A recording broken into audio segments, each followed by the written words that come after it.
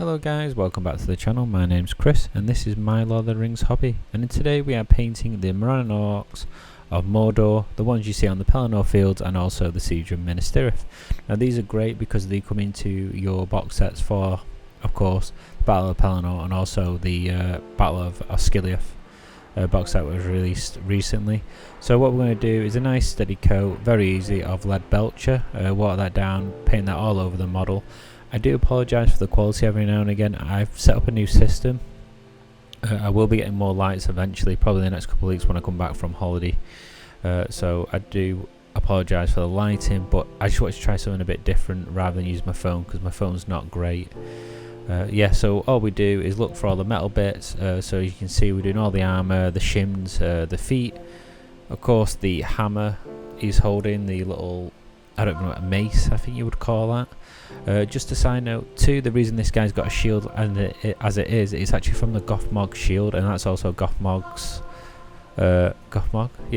his weapon. So this is what I made for my own captain rather than buying the set, because I thought he looked pretty cool and I wanted to make him stand out a bit more. Once we're happy with the full cover of the lead belcher, you might want to add another layer on, but it's pretty good. I'm happy with this one, so we're just going to move now onto the clothing. We're going to use corn red, and we're going to apply that all over the clothing, which is quite a simple thing.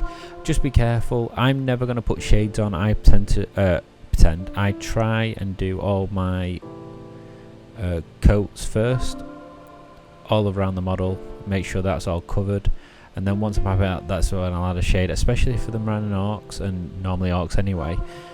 Depending how I want to do it, if it's like a main character, then I'll take my time and I might add the shades on. But for these guys, I normally just a 1/over shade, and normally it's like an Agrax earth shade, which we'll see towards the end of this video.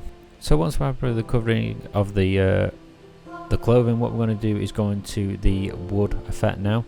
Now sadly I forgot to record this bit, but all we're going to use is dryad bark. I'm going to use that onto the mace and also the back of the shield. This is literally a 2 to 3 second step on this model.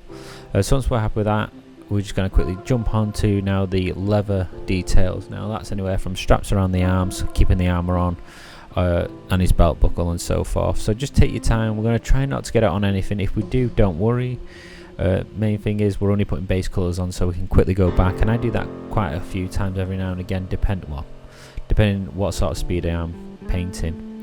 Now we're going to use wire flesh, and we're going to use that onto the skin colour. Now I'm not a massive fan of this skin colour for some reason. I don't think it does as well as it should do.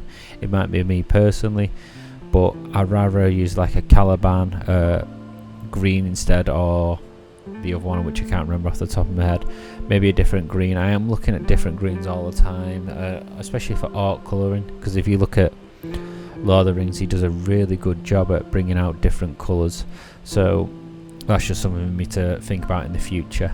But once we're happy with that, we're also don't forget to do the hands. We're going to move on to the shield now. The reason I'm coming to the shield is just I completely forgot that it has the eye of Sauron on, so I'm just going to quickly go over that. Only a small little side step here, just covering that with a red, using the same red I used before on the clothing, just to match it.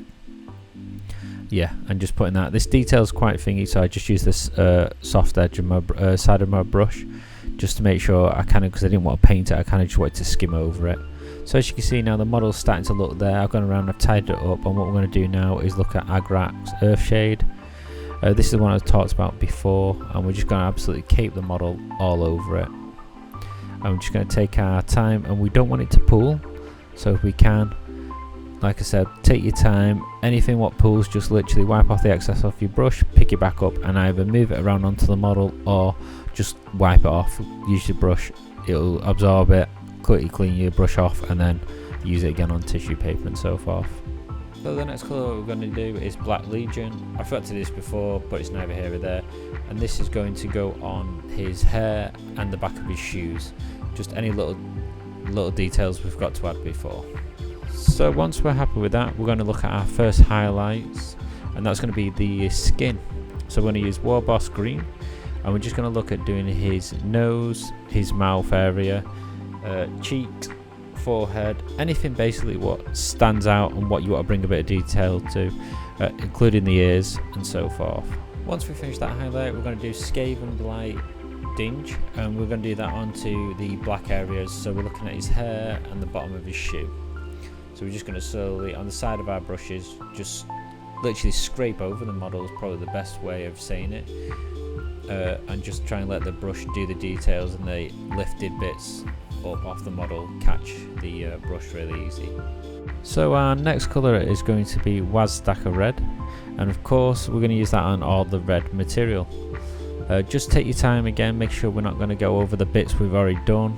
Try not to be messy on this bit. Take your time, don't overload your brush, and you'll be fine.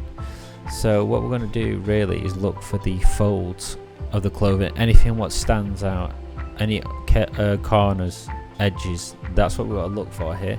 And it's entirely up to you. You can go overboard and you can do as whatever detail. I just tend to stick with the really basic stuff. So and now just a quick model update. As you can see, the reds have been done, the skin colour has been done. We're really happy with that.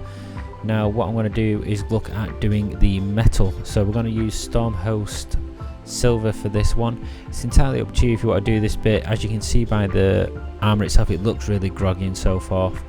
But all we're going to do now is slowly apply that, and we're just looking for those raised edges.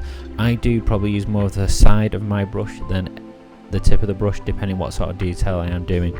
So like I said, take your time now, because we're on our last bit of the model, and that last bit to make it stand out. And there we have it guys, all finished up. All we've got to do now is base it. If you have enjoyed this tutorial, don't forget to like and subscribe, and I will see you in the next one. Here's some quick photos. Bye for now guys.